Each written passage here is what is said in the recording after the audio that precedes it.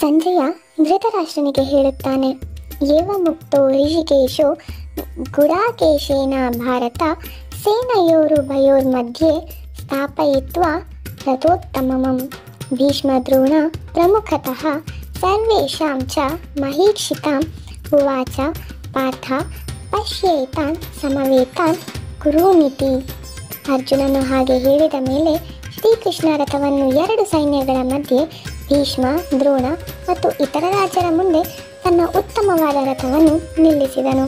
ಅರ್ಜುನ ಯುದ್ಧಕ್ಕಾಗಿ ನೆರೆದಿರುವ ಸಮಸ್ತ ಕೌರವರನ್ನು ನೋಡು ಎಂದನು. ಅರ್ಜುನನಿಗೆ ಕೌರವ ಸೇನೆಯ ಬಲಾಬಲಗಳನ್ನು ತಿಳಿದುಕೊಳ್ಳಬೇಕೆಂಬ ಕುತೂಹಲವಾಯಿತು ಮತ್ತು ಯಾರ್ಯಾರು ಅವರ ಕಡೆ ಸೇರಿದ್ದರೋ ಅವರನ್ನು ಕೂಡ ತಿಳಿದುಕೊಂಡಂತೆ ಆಗುವುದು ಎಂದು ಶ್ರೀಕೃಷ್ಣನಿಗೆ ತನ್ನ ರಥವನ್ನು ಕೌರವರ ಸೇನೆಗೆ ಎದುರಾಗಿ 2 ಸೈನ್ಯಗಳ ಮಧ್ಯದಲ್ಲಿ ನಿಲ್ಲಿಸು ಎಂದು ಹೇಳುತ್ತಾನೆ. ಶ್ರೀಕೃಷ್ಣನಾದರೂ ಅರ್ಜುನನ ಈ ಕುತೂಹಲ ಸ್ವಾಭಾವಿಕವಾದದ್ದೆಂದು ಅದನ್ನು ತೃಪ್ತಿಪಡಿಸಲು ರಥವನ್ನು ಅಲ್ಲಿ ನಿಲ್ಲಿಸುವನು.